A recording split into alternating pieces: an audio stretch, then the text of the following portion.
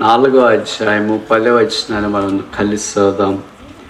1 Peter chapter 4, reading all together verse 10. పేతురు రాసిన మొదటి పత్రిక 4వ అధ్యాయము 10వ వచనాన్ని మనం కలిసి చూద్దాం. నాతో పాటు బిగ్గరగా స్పష్టంగా మీరు చదవాలని మనవి చేస్తున్నాం. దేవుని నానా విధమైన కృప విషయమై మంచి గృహ నిర్వాహకులై ఉండి ఒక్కొక్కడు కృపావరం పొందిన కొలది ఒకరికొకడు ఉపచారము చేయడి. మరొకసారి చూద్దాం. పేతురు రాసిన మొదటి పత్రిక 4వ అధ్యాయము 10వ వచనం. దేవుని నానా విధమైన కృప విషయమై మంచి గృహ నిర్వాహకులై ఉండి ఒక్కొక్కడు కృపావరం పొందిన కొలది ఒకరికొకడు ఉపచారము చేయడి. మంచి గృహ నిర్వాహకుడు, గుడ్ స్టూవర్డ్స్. ప్రార్థన. మోకరించగలిగిన వాళ్ళు దయచేసి మోకరించండి.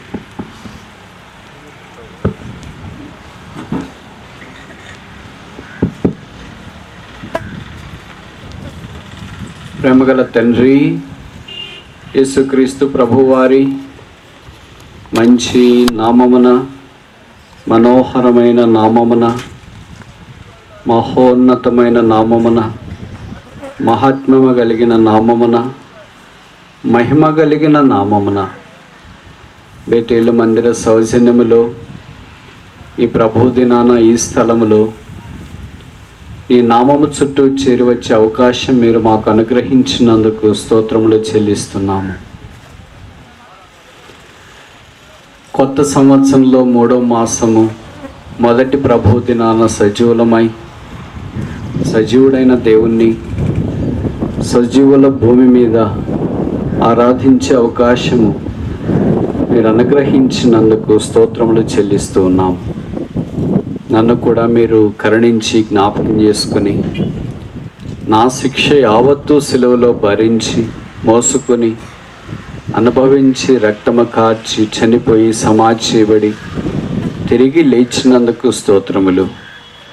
మీరు పొందిన దెబ్బల చేత ఇచ్చిన పాప క్షమాపణ కొరకై మీ రక్త దారాల చేత ఇచ్చిన పవిత్రత కొరకై మీ సిలువ బలియాగమును బట్టి ఇచ్చిన కృపావరం అనే నిత్య జీవమును బట్టి మీకు స్తోత్రములు. ఇది కేవలం నీ యొద్దే, నీ వలనే, నీ మూలమున, నిన్ను బట్టి కనుక ఇచ్చి కార్యము కొరకై మేమನ್ನು స్తుతిస్తూ ఉన్నాను. మీ ప్రజలందరితో కలిసి మీ సన్నిధిలో చేరి వచ్చి మిమ్మల్ని ఆరాధించే అవకాశము అనుగ్రహించినందుకు స్తోత్రములు. ఇక్కడున్న బేతేలు మందిరాన్ని బట్టి, మీ దాసుడు ఎఫ్రాయిం గారు కుటుంబ సభ్యులను బట్టి, సహకరిస్తున్న సంఘమును బట్టి మీకు స్తోత్రములు. ఇంతవరకు కాపాడి ఈ సంవత్సరము కూడా ఈ ప్రత్యేక కూడికలు కలిగి ఉండటానికి మీరు అనుకూలపరిచినందుకు స్తోత్రములు. వారి ప్రయాసను బట్టి, కన్నీటిని బట్టి, సమర్పణను బట్టి, పనిని బట్టి, చెమటను బట్టి మీకు స్తోత్రములు చెల్లిస్తున్నాం. తగిన బహుమానం మీరు దయచేయండి. 1వ తారీఖు నుండి ఈ స్థలములో ఊదబడుతున్న వాక్యం అనే బూరను బట్టి స్తోత్రాలు. మీ దాసుడు సువర్ణపాల్ గారిని ఇతరులు తెచ్చి వాడుకున్నారు, మీకు వందనములు. ఈ దినము ఆరాధించుట కొరకై మీరు తెచ్చిన ఆరాధికులను బట్టి స్తోత్రాలు. కిచెన్లో పనిచేస్తున్న వారిని బట్టి స్తోత్రములు. వారికి బహుమానము దయచి ఎండ వేడిమి నుండి ఉపశమనము కలిగించు. సండే క్లాస్ పరిచయం మీరు ఆశీర్వదించి దీవించము. కొత్తగా వచ్చిన వారిని మీరు దర్శించము, రక్షించము, నేను ఎరుగినట్లు చేయము. వారితో మీరు మాట్లాడము. మీ వాక్యం వారికి కూడా వినపడ చేయమని ప్రార్థిస్తున్నా. ఈ స్థలములో రక్షణ లేకుండా అడుగుపెట్టిన వారు అలాగే దుఃఖముఖలై వెళ్ళిపోకుండా వారు సంపూర్ణ ఆశీర్వాదముతో బయలు వెళ్ళినట్లు సహాయం చేయము. వారి దుఃఖ దినముల సమాప్తము చేయము. వారి కన్నీటిని తిడవము, గాయములను కచ్చుము. పాపములను క్షమించుము, జీవితమును మార్చుము. నా మహిమ కొరకై మీరు వాడుకోవాల్సిందిగా ప్రార్థిస్తున్నా. నన్ను కూడా మీరు కరుణించి మీ మాటలు నా నోట ఉంచి మీరు నాకు సహాయం చేయవలసిందిగా ప్రార్థిస్తున్నాను. మాకు కాదు యెహోవా, మాకు కాదు, నీ కృపా సత్యమును బట్టి నీ నామమునికే మహిమ తెచ్చుకును. మా దేశం రాష్ట్రం కొరకు ప్రార్థిస్తున్నాం. ఈ వేసవి కాలంలో జనరల్ ఎలక్షన్స్ కొరకు వెళుతుండగా మీరు కరుణించుము. దేశం యొక్క ప్రజాస్వామ్యాన్ని, సౌభ్రాతృత్వాన్ని, సౌకర్యతను, సార్వభౌమ అధికారాన్ని ఎత్తిపెట్టుకునే లౌకికవాదాన్ని పిడికిపుచ్చుకున్న పార్టీలు అధికారంలోనికి వచ్చినట్లు మీరు సహాయం ఇచ్చి, అలాగే నీ రాజ్య స్థాపన నెరవేర్చమని ప్రార్థిస్తున్నా. సుఖముగాను సౌఖ్యముగాను బ్రతుకున్నట్లు, మీ చిత్తములో ఉన్న పార్టీలు అధికారంలోనికి వచ్చినట్లు మార్గము సిద్ధము చేయి. మీకే వందనములు చెల్లిస్తూ మా సమయాన్ని దీవించి పెట్టమని యేసు ప్రభు నామమున స్తుతించి ప్రార్థిస్తున్నాము తండ్రి.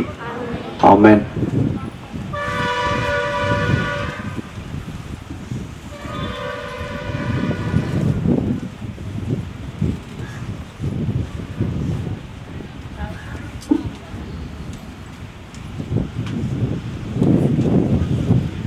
యేసుక్రీస్తు ప్రభువు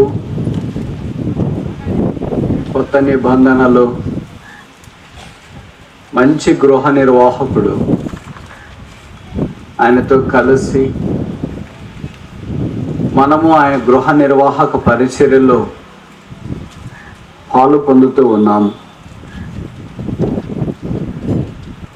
గుడ్ స్టూవర్డ్, మంచి గృహ నిర్వాహకుడు అనే గంభీరమైన మాటను ఆధారం చేసుకుని బైబిల్లో కొన్ని సంగతులు మనం నేర్చుకోవటానికి పూనుకున్నాం. గృహం ఎవరిది? దేవుడిది. గృహంలో పనిచేసే వాళ్ళు ఎవరు? యేసుప్రభు రక్తము ద్వారా కడగబడి శుద్ధీకరించబడిన వాళ్ళు. వాళ్ళు ఎలాగుండాలా? మంచివారుగా ఉండాలని కోరబడుతూ ఉన్నారు. మంచివారు అని అంటే అర్థం ఏంటి? ఎంత మంచి ఉండాలా? కొద్దిగా చెడ్డగా ఉన్నా పర్లేదా? అలాగైతే ఎంత చెడ్డగా ఉండాలా? ఇలాంటి కొన్ని ఆలోచనలు ఇదిమిద్దంగా మనకు తెలియకుండానే మనలో ప్రవేశిస్తుంటాయన్న సంగతి మనకు పరిచయం. అయితే గృహ నిర్వాహకులకు ఉండవలసిన ప్రముఖమైన స్థూలమైన లక్షణము అపోస్తలుడైన పౌలు కొరింథీయులకు రాసిన మొదటి పత్రిక 4వ అధ్యాయములో 2వ వచనంలో గ్రంథస్థం చేశాడు. 1 Corinthians chapter 4 verse 2. కొరింథీయులకు రాసిన మొదటి పత్రిక 4వ అధ్యాయము 2వ వచనం. మరియు గృహ నిర్వాహకులలో ప్రతి వాడును నమ్మకమై ఉండుట ఆవశ్యము. కనుక గృహ నిర్వాహకుల యొక్క మొదటి లక్షణం ఆవశ్యం. It's warranted, it's compulsory, it's mandatory to be faithful. మంచి గృహ నిర్వాహకుడు నమ్మకముగా ఉండడం అనేది ఆవశ్యం.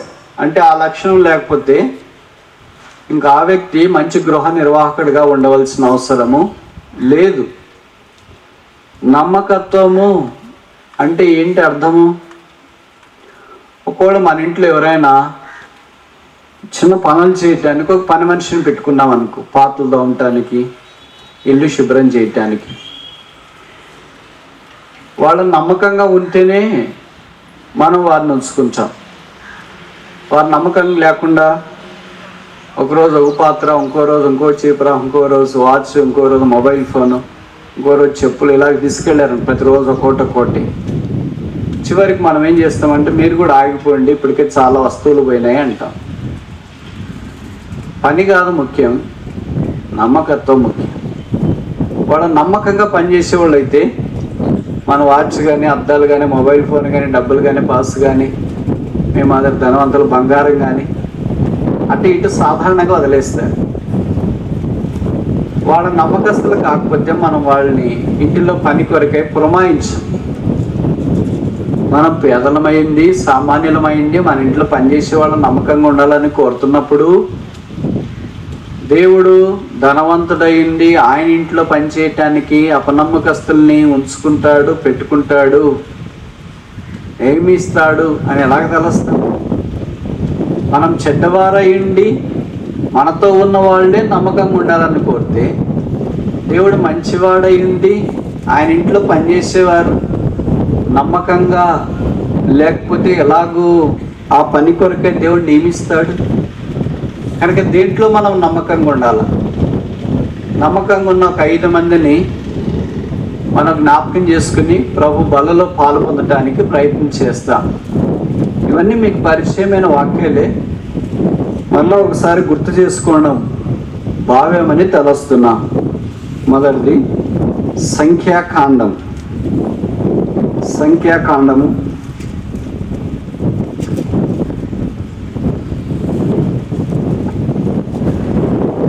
12వ అధ్యాయం, నంబర్ చాప్టర్ 12 verse 7.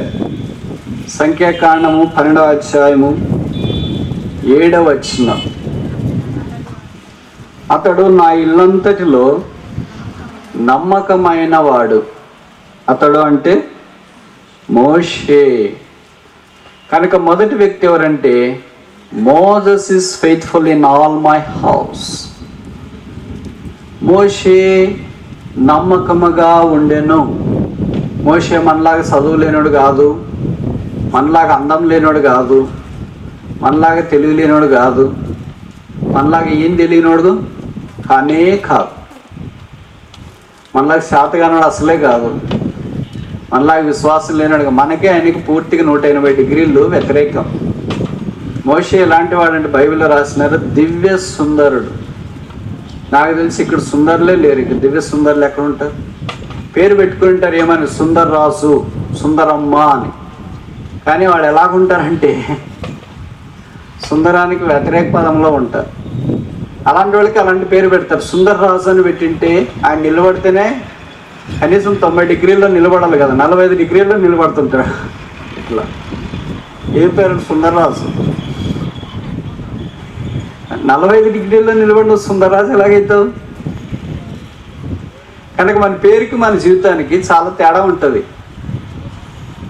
బైబిల్లో మోషే దివ్య సుందరుడు. అలాగే మోషే ఐగుప్తు విద్యలన్నిట్లో 35 మార్కులతో పాస్ అయినాడు కాదు, ఎట్లో గట్టెక్కిపోయినామని. వెనక ముందు విద్యార్థులు కాపీలు చూసి రాసి పాస్ అయింది కాదు.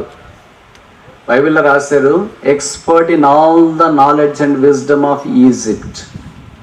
ఐగుప్తు సకల విద్యల్లో ప్రావీణ్యుడు, అంటే గోల్డ్ మెడలిస్ట్. ప్రతి దాంట్లో ఆయన టాపర్. టాపర్ అంటే మీరు అనుకోవచ్చు కింద నుండి అని, అదంతా మనకి కింద నుండి టాపర్. మోషే పై నుండి టాపర్, అంటే మొదటి వాడు. ఏ సబ్జెక్ట్లోనైనా మొదటి వాళ్ళు చాలా తక్కువ ఉంటారు. కొంతమందికి సైన్స్ వస్తే లెక్కలు రావాలి, లెక్కలు వస్తే సైన్స్ రావు, 2 వస్తే ఆర్ట్స్ రావు, ఇన్ని వస్తే ఇంగ్లీష్ రాదు, ఇంగ్లీష్ వస్తే తెలుగు రాదు, తెలుగు వస్తే సాంస్క్రిట్ రాదు.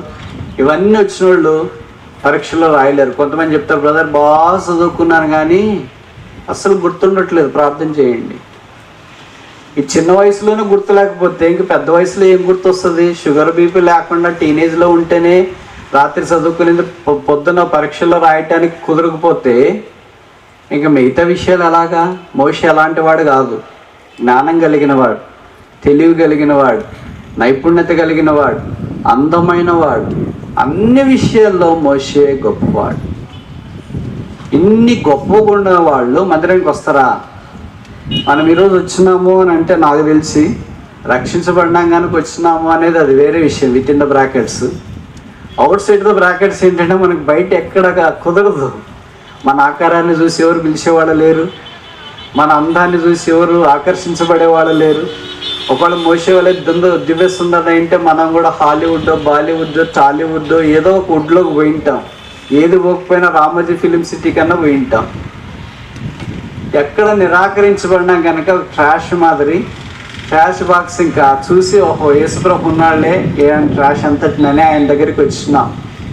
ప్రభుకు స్తోత్రాలు. అది మైలేజ్ మనకు జరిగింది అనుకుంటా. వచ్చిన తర్వాత నమ్మకంగా ఉంటామా? అది సందేహం. That's a doubt. But Moses was faithful in all the house of God. దేవుని ఇల్లంతటిలో, ఒక దాంట్లో, రెండు దాంట్లో, మూడు దాంట్లో కాదు, అన్నిట్లో నమ్మకమైన వాడు. కనుక మొదట ప్రభు బల దగ్గర మనం పరీక్షించుకోవాల్సిన విషయం ఏంటంటే, రక్షించబడి మారు మనస్సు పొంది బాప్తిసం తీసుకుని దేవుని ఇంట్లో చేర్చబడిన తర్వాత మనం నమ్మకంగా ఉన్నామా? దేంట్లో నమ్మకం? ప్రార్థన చేయడంలో, బైబిల్ చదవడంలో, సువార్తకు రావడంలో, ఆరాధించట్లో, పరిచయంలో పాలు పొందట్లో, దేవుని కార్యాల్లో ముందుకెళ్ళట్లో. ఈ కొత్త సంవత్సరంలోనైనా పాత సంవత్సరం వదిలేయండి, గతం గతః. ఇప్పుడు కొత్త సంవత్సరంలోనైనా మనం నమ్మకంగా ఉండాలని కోరబడుతూ ఉన్నాం. అందుకని కనీసం ఈ సంవత్సరంలోనైనా ఎలాగంటే అన్ని సమయానికి ప్రభు సన్నిధిలోనికి వచ్చి ప్రభు ద్వారా మేలు మెప్పు పొంది ఆశీర్వాదంలోనికి రావాలని దేవుని యొక్క ఉద్దేశం. గత సంవత్సరం మానేయండి, వదిలేయండి, ఇంకా దాని గురించి ఆలోచించి లాభం లేదు, ఇప్పుడేం మార్చుకోలేంగా. కనీసం ఈ సంవత్సరంలోనైనా వాక్యం చదవడంలో, ప్రార్థన చేయడంలో, మందిరికి వచ్చట్లో, సువార్త పరిచయం చేయట్లో, దేవుని ఇంట్లో నమ్మకంగా ఉండడం. నమ్మకంగా ఉండడము అంటే అర్థం ఏంటి?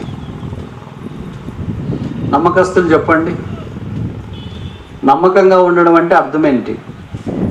నేను మామూలు వ్యవహారిక భాషలో చెప్తా. స్వార్థం లేకపోవడం, నిస్వార్థంగా ఉండడం. ఉదాహరణకు మన ఇంట్లో పనిచేసే వాళ్ళు ఉన్నారనుకోండి, పక్కన ఏదో చిన్న చాక్లెట్ పడినా సరే దాన్ని తీసి ఎత్తి పనిచేసి వాళ్ళు చాక్లెట్ అలాగ వదిలేసిపోయారు. పక్కన ఒక చిన్న అరటిపండు ఉన్నా సరే దాన్ని కూడా తాకకుండా పని అంతా చేసి వెళ్ళిపోయారు అనుకో.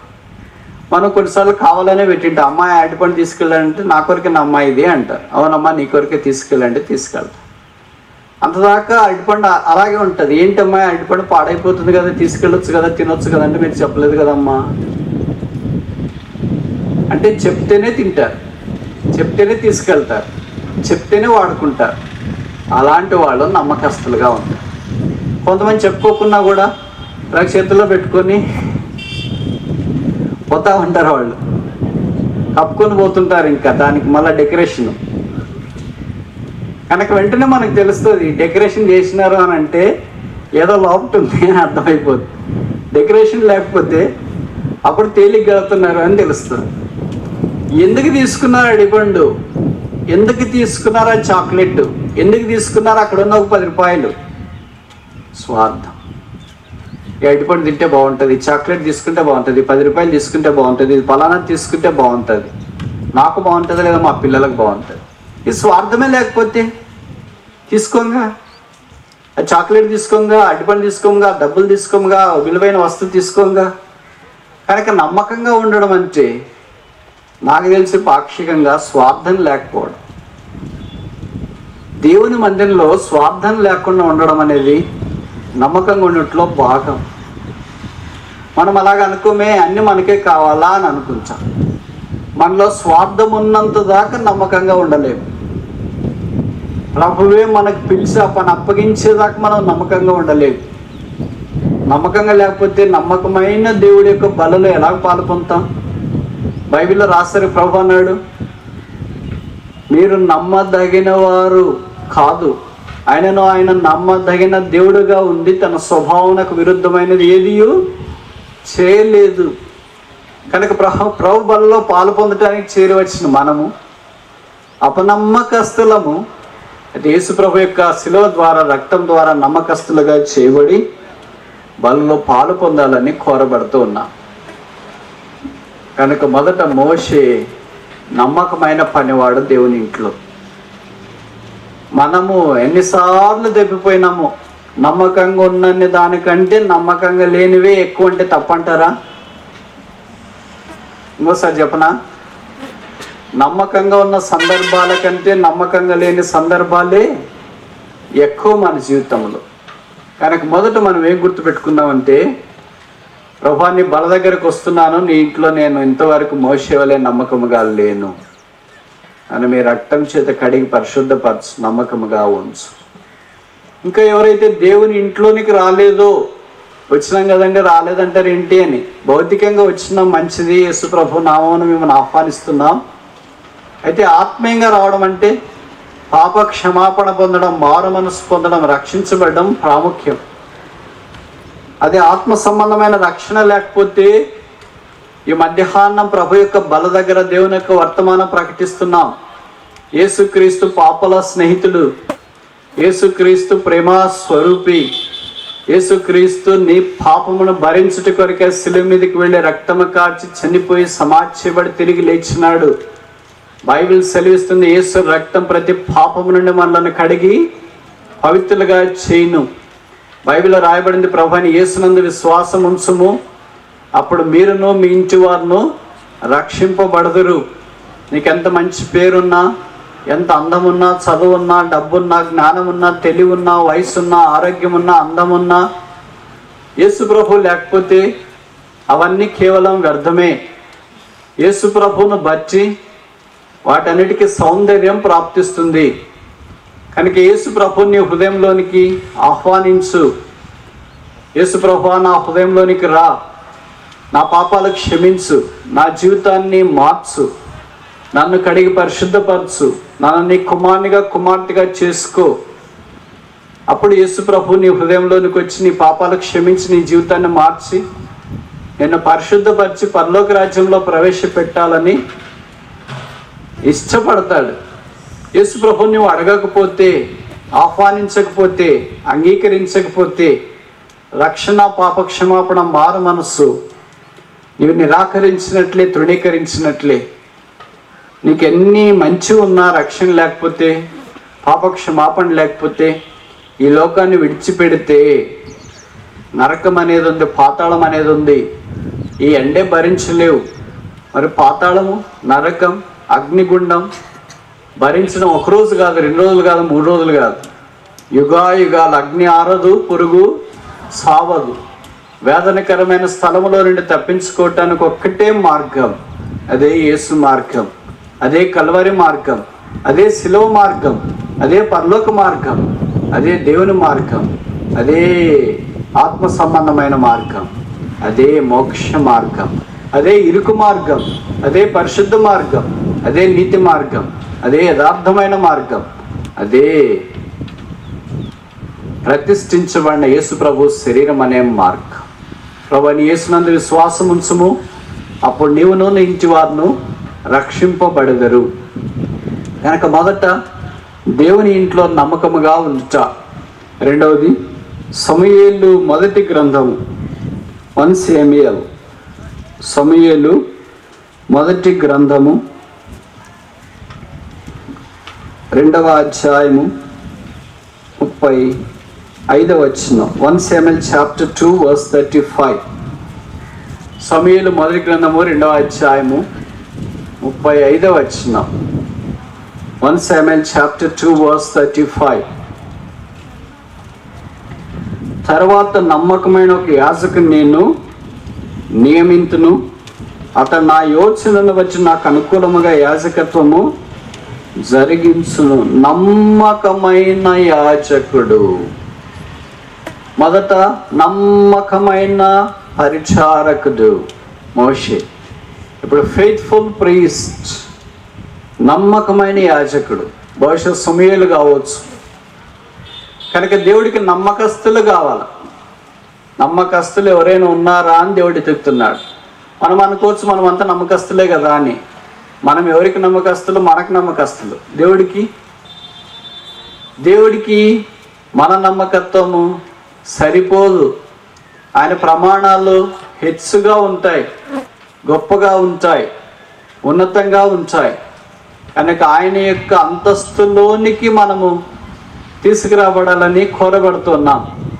యాజక ధర్మము జరిగించుట అంటే దేవుని ప్రజల పక్షాన దేవుని సన్నిధిలోనికి వెళ్ళి పాపపు శిక్ష వారి మీదకి రాకుండా వారి కొరకే ధూమం వేసే కార్యక్రమాన్ని జరిగించే యాజకులు దేవుడికి కావాలి.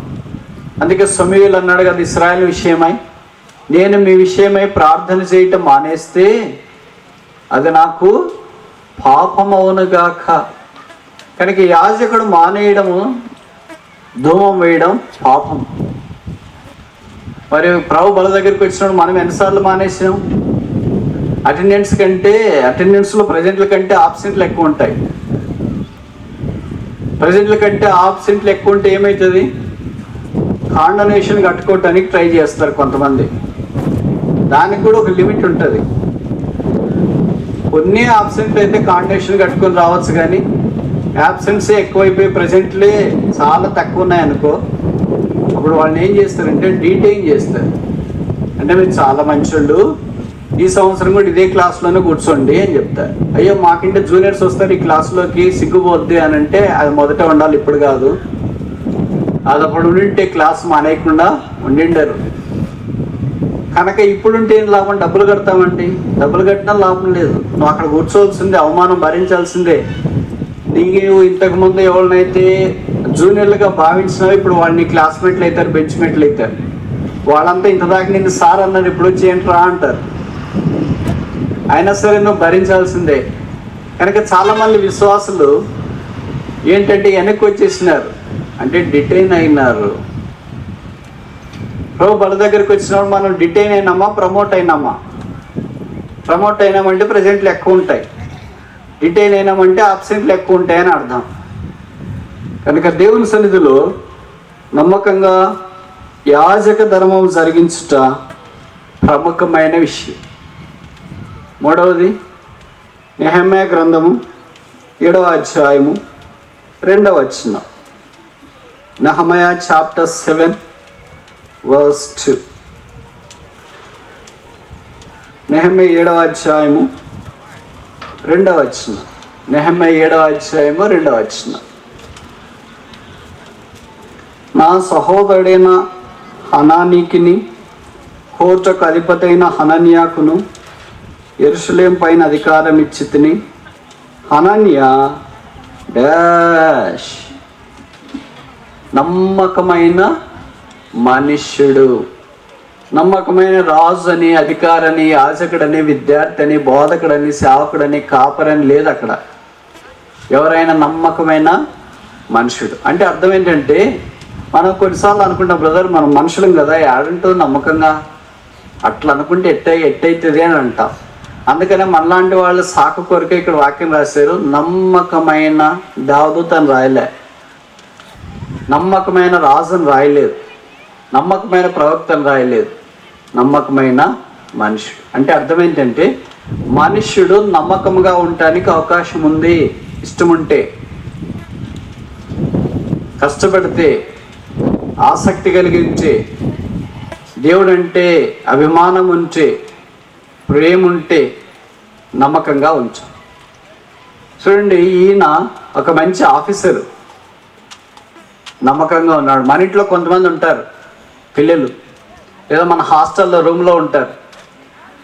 కొంతమంది మనం ఎంతైనా నమ్మొచ్చు, పెట్టికి తాళం వేసుకోకుండా కూడా పోవచ్చు. కొంతమంది పక్కన ఉన్నా కూడా తాళం వేయాల. కొంతమంది ఇంట్లో ఉంటారు అనుకోండి, పెద్దవాడికి కాకుండా చిన్నోడికి తాళపు చెవులు ఇచ్చింటారు, బీరువా తాళపు చెవులు. పెద్దవాడితో ఏంటి డాడీ నాకు ఇక్కడ చిన్నోడికి ఇచ్చినావు అని అంటే, వాడు భద్రంగా పెట్టుకుంటాడు లేరా, అందుకే వాడికి ఇచ్చినావు అంటారు. వాడు భద్రంగా పెట్టుకుంటున్నాడు అంటే అర్థం ఏంటి? నీ చేతులు భద్రంగా లేవు అని. నీ దగ్గర డబ్బులు ఇచ్చినా భద్రంగా లేవు, గ్లాస్ ఇచ్చినా భద్రంగా లేదు, మొబైల్ ఫోన్ ఇచ్చినా భద్రంగా లేవు, నీ చేతులు భద్రం లేదు, నువ్వే భద్రంగా లేవు అని. మనకి ఎవరింట్లో నమ్మకంగా ఉంటామో వాళ్ళకే అధికారం అనేది ఉంటుంది, వాళ్ళకే బాధ్యతలు అనేవి ఉంటాయి, వాళ్ళకే డబ్బులు ఇస్తారు. ఇప్పుడు చూడండి, మనకి ఎవరైనా డబ్బులు ఇచ్చి ఒక 100 రూపాయలు ఇచ్చి కొన్ని కోడిగుడ్లు తీసుకురాయా అక్కడికి వెళ్ళి కొట్టుకి అన్నారు అనుకోండి, మనం వెళతా తిరిగి ఖాళీకి కోడిగుడ్లు లేకుండా వచ్చేసినాం అనుకోండి. చెప్పిన ఏంటి కోడిగుడ్లు తీసుకున్నాను కానీ దాంట్లో వస్తామంటే సైకిల్ తగిలి కింద పడిపోయినాయి, అందుకే అవన్నీ ఎత్తుకొని ఆడొస్తాం, ఇంకా అది కుదరదు కదా, అందుకే వాపస్ వచ్చినాం, 100 రూపాయలు అయిపోయినాయి. నిజంగా కొట్టుకెళ్ళలేదు, కోడిగుడ్లు తీసుకెళ్ళలేదు, దానిలో సైకిల్ తగలలేదు. కానీ ఒక కథ, చందమామ కథ ఫ్యాబ్రికేట్ చేసింటారు. ఎందుకంటే 100 రూపాయలు కొట్టేయటానికి. మొదటిసారి కొట్టేయచ్చు, రెండోసారి కొట్టేయచ్చు, మూడోసారి కొట్టేయచ్చు. తర్వాత అబద్ధం ఏమవుతుందంటే తెలుస్తుంది. తెలిసిన తర్వాత ఇంకా మనిషిని నమ్మాలంటే కష్టం. అప్పుడు చెప్తాడు నేను అప్పుడు అబద్ధమే చెప్పినాను అని. అప్పుడు చెప్పినావులే, ఇప్పుడు చెప్పేవని వాస్తవాలని ఎలా నమ్ముతాం? మామూలుగా మన నోరు తెరిస్తే సత్యాలు వస్తాయా, అబద్ధాలు వస్తాయా? నాకు తెలిసి ఎక్కువ మంది అబద్ధాలకు అలవాటు పడిపోయి ఉంటారు. అట్లా చెప్పడం వాళ్ళకి ఇష్టంగా ఉంటారు, ఎందుకంటే ఏదో మిగులుతుందని. అది అన్యాయం వల్ల మిగిలేది ఎంతకాలం ఉండదు. అప్పుడుకు ఉంటుందేమో, అప్పుడుకు జరుగుతుందేమో, అప్పుడుకు ఉపయోగపడుతుందేమో, కానీ శాశ్వత కాలం ఉండదు. మన ఇంట్లో, మన హాస్టల్లో, మనమున్న స్థలంలో దేంట్లోనైనా నమ్మకంగా ఉండడం చాలా ప్రాముఖ్యం. ఉద్యోగంలో కూడా ఇప్పుడు ఈ దినాల కంపెనీల్లో చాలా మందికి స్కిల్ కంటే ఫెయిత్ఫుల్గా ఉంటారా లేదా అనేది ఇంపార్టెంట్. నమ్మకంగా పనిచేస్తారా లేదా? క్లాసులో 40 మంది పిల్లలు ఉన్నారనుకో, టీచర్కి ఎవరంటే ఇష్టము? బాగా చదివేవాడంటే ఇష్టమా? వాడు క్లాస్ దగ్గర కొట్టినాడు అనుకో, అపనమ్మకంగా ఉన్నాడు, పట్టించుకోవట్లేదు, వేరే వాళ్ళ రబ్బరు, పెన్సిల్, డబ్బులు అన్ని తీసుకుంటున్నాడు అంటే వాడంటే ఇష్టమా? ఇష్టం ఉండకపోవచ్చు. ఒక పేదవాడు చాలా నమ్మకంగా ఉన్నాడు, క్లాస్ రూమ్లో పెన్సిల్ దొరికితే సార్ పెన్సిల్ దొరికిందని తీసుకెళ్ళి సార్కి ఇస్తున్నాడు, రబ్బర్ దొరికితే రబ్బర్ దొరికింది సార్ అని ఇస్తున్నాడు, ఇలా మొబైల్ దొరికితే మొబైల్ దొరికింది సార్ అని పోయి ఇచ్చినాడు, అలాగే బంగారం దొరికితే బంగారం దొరికింది సార్ అని ఇచ్చినాడు అనుకో, వాడు ఇష్టమా? మనం కాలేజీలో నుండి బయటకు వచ్చిన తర్వాత సర్టిఫికేట్తో పాటు ఒక మనిషిగా కూడా బయటికి రావాలి. మనిషిగా కూడా బయటికి రావాలంటే అర్థం ఏంటి? మనిషి కాకుండా వేరేగా ఎలాగ వస్తాము?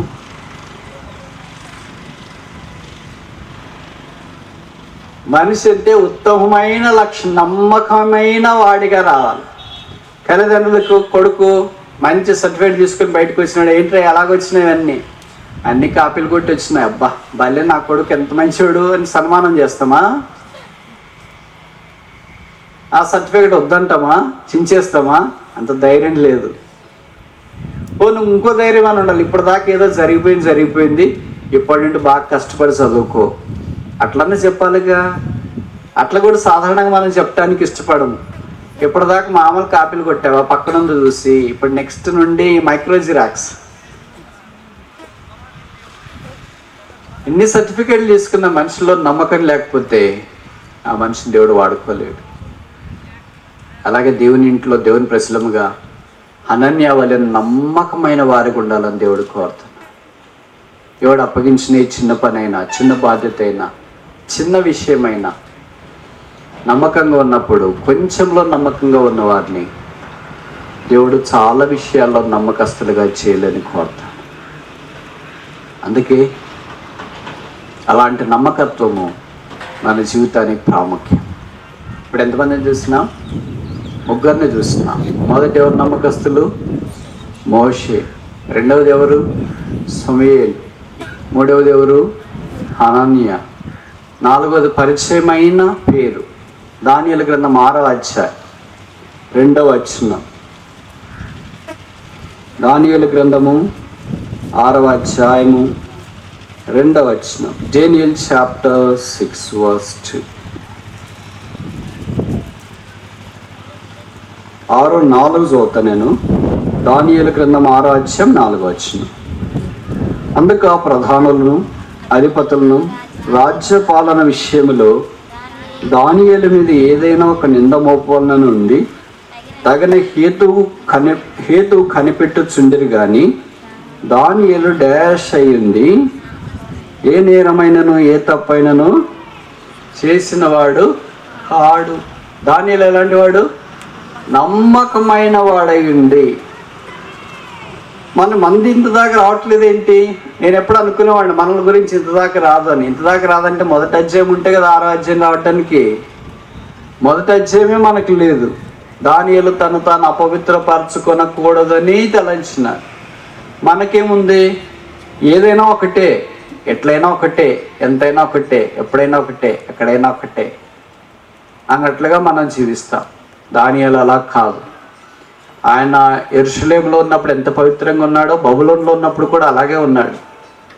ఒక్కడిగా ఉన్నప్పుడు ఎట్లున్నాడు, గుంపులో ఉన్నప్పుడు కూడా అలాగే ఉన్నాడు. ఉద్యోగం లేనప్పుడు ఎలాగ ఉన్నాడు, ఉద్యోగం వచ్చినప్పుడు కూడా అలాగే ఉన్నాడు.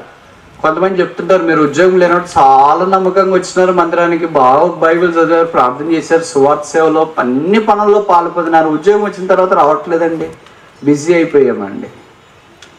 కొంతమందికి ఉద్యోగం శాపం అవుతుంది, ఆత్మీయంగా ఎదగటానికి అవరోధం అవుతుంది.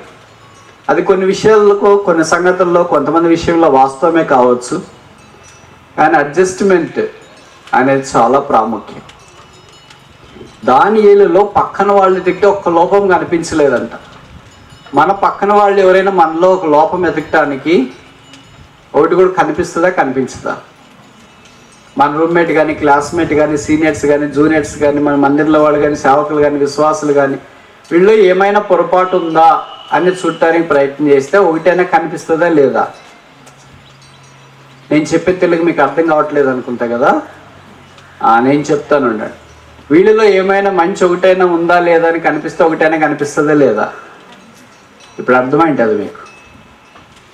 ఎందుకంటే అన్నీ ఉండేవి చెడువే, ఏది మంచిది కనిపించదు. దానివల్ల అన్ని మంచివి ఉన్నాయి కనుక ఏదైనా దొరుకుతాడేమో అని చెడ్డది ఎతకటానికి ప్రయత్నం చేసినాయి.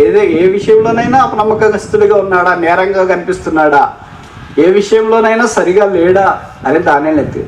మరి ఏ విషయంలోనైనా మంచిగా ఉంటే కదా మిగతా విషయాలు ఎతకటానికి. క్లాసుకి రెగ్యులర్గా వస్తున్నారా, టైం మేనేజ్మెంట్ ఉందా, అందరితో ప్రేమతో ఉన్నారా, హోంవర్క్ బాగా చేస్తున్నారా, బాగా చదువుతున్నారా, పరీక్షలు రాస్తున్నారా, టాపర్స్గా ఉన్నారా, ఏ విషయం ఆలోచించినా సరే అన్నీ ఫస్టే, ఎక్కడి నుండి, కింద నుండి. క్లాసుకి రెగ్యులర్గా వస్తున్నారా, రారు. సమయానికి వస్తున్నారా, రావట్లేదు. హోంవర్క్ చేస్తున్నారా, చేయట్లేదు. చదువుకుంటున్నారా, అందరికంటే ముందుగానే నిద్రపోతున్నారు. కొంత తెల్లవారుజామునైనా లేచి చదువుకుంటున్నారా, అందరు లేచిన తర్వాత లేస్తున్నారు. పరీక్షలప్పుడు చదువుతున్నారా, హాల్ టికెటే మర్చిపోతున్నారు. రిజల్ట్స్ వచ్చిన తర్వాత చూసుకుంటున్నారా, లేదు. ఎందుకని నంబర్ తెలియదు. కొంతమంది అలాంటి వాళ్ళు ఇక్కడ ఉంటారు.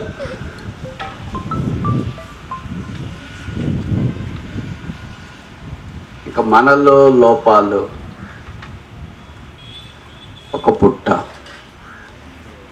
దానియేలులో అంతా నమ్మకమే. దానియేలు చుట్టున్నవారు ఆయనలో ఒక్క లోపము కూడా కనుగొనలేదు. దైవికమైన విషయాల్లో తప్ప, ప్రార్థనలో, వాక్యములో, వీటిలో తప్ప ఇంకెక్కడ దానియేలు ఎవరికి అవకాశం ఇచ్చిన వాడు కాదు. ప్రభువుల దగ్గరికి మనం వస్తుండగా మనలో ఎక్కడైనా నమ్మకము ఉందా? దేవుడు మనల్ని నమ్ముతాడా? వీళ్ళకి పని అప్పగిస్తే బాగుండు, వీళ్ళకి బాధ్యత ఇస్తే బాగుండు, వీళ్ళని పని కొరకు పురమాయిస్తే బాగుండు అని దేవుడు తలస్తాడా? ఇచ్చింది తీసేసుకుంటాడా? కొంతమంది అలాగే ఉంటారు. కొంతమంది నమ్మి మొదట మనం ఏదో చిన్న పని అప్పగిస్తాం, తర్వాత వాళ్ళు చేసేదాన్ని బట్టి మనకు అర్థమవుతుంది వీళ్ళ లాభం లేదు, ఈ పనికి సూట్ కాదు అనుకుంటాం. ఆ పని తిరిగి మనం తీసుకుంటాం. దేవుడు మనల్ని నమ్మితే ఎంత బాగుంచు. మనము దేవుని నమ్ముతున్నాం, కానీ దేవుడు మనల్ని నమ్మాలని కోరుతున్నాడు. నేను ఎదుగుతున్నాను, ఎవరైనా నాకు నమ్మకస్తులు ఉన్నారా? ఇంతమంది ఉన్నాం కదా ప్రభా, ఉన్నారులే. కానీ నమ్మకమైన వాళ్ళు, faithful in my house, faithful in the priesthood, faithful in the office, faithful in the position. దానియేలు వలె స్థానంలో ఉన్నప్పుడు, అనన్య వలె బాధ్యతల్లో ఉన్నప్పుడు, సమూయేలు వలె యాజకత్వంలో ఉన్నప్పుడు, మోషే వలె ఇంట్లో ఉన్నప్పుడు నమ్మకస్తులమేనా? 5వ దాకా చూసి ముగిస్తామా? హెబ్రీ పత్రిక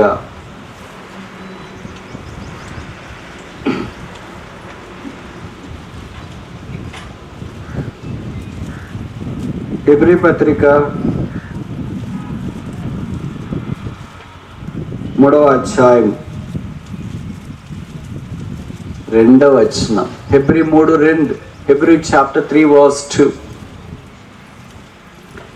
దేవుని ఇల్లంతటిలో మోషే నమ్మకముగా ఉండినట్లు ఈయన కూడా తను నియమించిన వానికి నమ్మకముగా ఉండెను. ఎవరు ఈయన? యేసుక్రీస్తు ప్రభువు. Is faithful good steward. ఆయన నమ్మకమైన మంచి గృహ నిర్వాహకుడు. దేవుడు ఆయనను తన ఇంటి మీద నమ్మకమైన గృహ నిర్వాహకునిగా ఉంచున్నాడు. పాత నిబంధనలో మోషే కనిపించే ఇంట్లో నమ్మకంగా ఉన్నాడు. కొత్త నిబంధనలో మోషే కంటే గొప్పవాడు కనబడని ఇంట్లో నమ్మకంగా ఉన్నాడు. పాత నిబంధనలో మోషే 120 సంవత్సరాలే బతికాడు. కొత్త నిబంధనలో మోషే యేసు ప్రభువు నేను మృతున్నైతిని కానీ యుగాయుగములు సజీవుడనై ఉన్నాను. పాత నిబంధనలో మోషే 6 లక్షల కాలబలంతో మాత్రమే ఉన్నాడు. కొత్త నిబంధనలో ఉన్న పరలోకపు మోషే సదాకాలం ముందే ఈ దేవుని అదృశ్యమైన సంఘముతో ఆయన కలిసి ఉన్నాడు. కనుక మనకు మాదిరి యేసుక్రీస్తు ప్రభువే. ఆయన అన్ని విషయాల్లో నమ్మకంగా ఉన్నట్లు మనము అన్ని విషయాల్లో నమ్మకంగా ఉండాలని కోరబడుతూ ఉన్నాం. కనుక దేవుని రక్తం ద్వారా కొనబడి సంపాదించబడిన స్వాస్థ్యమును దేవుడు ఆ దృక్పథంతోనే చూస్తాడు. నమ్మకంగా ఉన్నారా లేదా? నమ్మకంగా ఉన్న వారి కొరకై బహుమానం ఉంది, నమ్మకంగా లేని వారి కొరకై నష్టం ఉంది. బైబిల్లో సామెతల్లో ప్రకటనలో చెప్పబడింది కదా, మరణం వరకు డాష్గా ఉండము, నేను నీకు జీవ కిరీటం ఇచ్చేదును. ఎలా ఉండాలో మరణం వరకు బాగా ధనవంతులుగా ఉండము, నేను మీకు జీవ కిరీటం ఇచ్చేదును. మరణం వరకు ఫస్ట్ ర్యాంక్లో ఉండము, నేను నీకు జీవ కిరీటం ఇచ్చేదును. మరణం వరకు అందంగా ఉండము, నేను నీకు జీవ కిరీటం ఇచ్చేదును అంటే బాగుండేది. అదైతే బహుశా ట్రై చేసింటాం. కానీ మరణం వరకు నమ్మకంగా be thou faithful until death. ఎంత నమ్మకంగా ఉండాలి బదులు ఒక రోజు, 2 రోజులు, ఒక మాసం, ఒక వారం, ఒక సంవత్సరం, ఒక నెల, ఒక దశాబ్దమా? Be thou faithful until death. మరణం వరకు నమ్మకంగా ఉండాలని కోరబడుతున్నా. కనుక దేవుని యొక్క వాంఛ, దేవుని యొక్క కోరిక. అలాంటి వాళ్ళు నమ్మకస్తులు ఆయన కనిపించినప్పుడు ఆయన వారి ద్వారా అదృశ్యమైన, అతి శ్రేష్టమైన, అందమైన, అమూల్యమైన, ఆశ్చర్యకరమైన కార్యములు జరిగించాలని కోరుతున్నాడు. ఆయన మన మధ్యలో అలాంటివి జరిగించుకోవటానికి కారణం ఏంటంటే బహుశా ఆయన నమ్మకస్తుల్ని చూడట్లేదేమో, కనుగొనట్లేదేమో. అందుకనే ఆయన మన మధ్యలో అలాంటి కార్యములు జరిగించకుండా బహుశా మౌనంగా ఉన్నాడేమో. ఈ మధ్యాహ్నం ప్రభు బలను సమీపిస్తుండగా దేవుని వాక్యం మన దగ్గరకు వచ్చిండగా, ప్రభువా మరణం వరకు నమ్మకస్తులుగా ఉండనట్లు సహాయం చేయము అని ప్రార్థన చేయగలిగితే ఎంత బాగుండు. ఒక వాక్యం చూసి ముగిస్తామా? కీర్తనలు 101:6. 101:6. కీర్తనలు 101:6. Psalm 101:6. నా యొద్ద నివసించినట్లు దేశములో నమ్మకస్తులైన వారిని నేను కనిపెట్టుచున్నాను. ఎవరు కావాలి ఆయనకు? ఆయన దగ్గర నివసించటానికి నమ్మకస్తులైన వారిని ఆయన కనిపెట్టుచున్నాడు. మరి ఎలాంటి వాళ్ళు ఆయన దగ్గర ఉండకూడదు? 7వ వచనం, మోసము చేయువాడు ఆయన ఇంట నివసించరాదు. ఆయన ఇంట్లో ఎవరు ఉండాలి? మరి నమ్మకంగా ఉన్న మోషే లాంటి వాళ్ళు ఉండాలి. ఆయన ఇంట్లో ఎవరు ఉండకూడదు? మోసము చేయవాడు ఆయన ఇంట ఉండరా. కనుక 2 రకాలైన ప్రజలు ఆయన ఇంట్లో ఉంటారు. మొదట నమ్మకంగా ఉండేవాళ్ళు ఉంటారు, రెండవ మోసం చేసే వాళ్ళు ఉంటారు. ఇప్పుడు ప్రభు బల దగ్గరికి వస్తున్నప్పుడు మనం మొదటి రకమా, రెండో రకమా? లేదా మన రకం ఇక్కడ లేదా? ఈ మన రకం ఏమన్నా హైబ్రిడ్ రకమా? ఈ 2 కాకుండా అంటే ఆదివారం నమ్మకము, సోమవారం నుండి శనివారం దాకా మోసమా? ఒక వారం నమ్మకమా, ఒక వారం మోసమా? ఒక నెల నమ్మకం, ఒక నెల మోసమా? ఒక సంవత్సరం నమ్మకం, ఒక సంవత్సరం మోసమా? యేసుప్రభు మన కొరకే శిలువ మీదకి వెళ్ళి రక్తము కార్చి చనిపోయి సమాధి చేయబడ్డాడు. ఆయన దేవుని ఇంట్లో నమ్మకస్తుడిగా ఉన్నాడు కనుక మనం అపనమ్మకస్తులుగా ఉన్న దినాలన్నింటినీ, సందర్భాలన్నింటినీ రోబల దగ్గర ఆ శిలువ వైపు చూస్తూ జ్ఞాపకం చేసుకుని కడగబడి శుద్ధీకరించబడిన వారమై పరిశుద్ధపరచబడి రోబలలో పాలు పొందాలని కోరబడుతూ ఉన్నాం. మంచి గృహ నిర్వాహకుడు నమ్మకస్తుడైనట అవశ్యము. 5 మందిని చూస్తున్నాం. మొదటిది మోషే నమ్మకస్తుడిగా ఉన్నాడు. రెండవది సమూయేలు నమ్మకస్తుడిగా ఉన్నాడు. మూడవది హనన్యా నమ్మకస్తుడిగా ఉన్నాడు. నాలుగవది దానియేలు నమ్మకస్తుడిగా ఉన్నాడు. ఐదవది ఆఖరిది యేసు ప్రభు నమ్మకస్తుడిగా ఉన్నాడు. మన సంగతి ఏంటి? ప్రార్థన.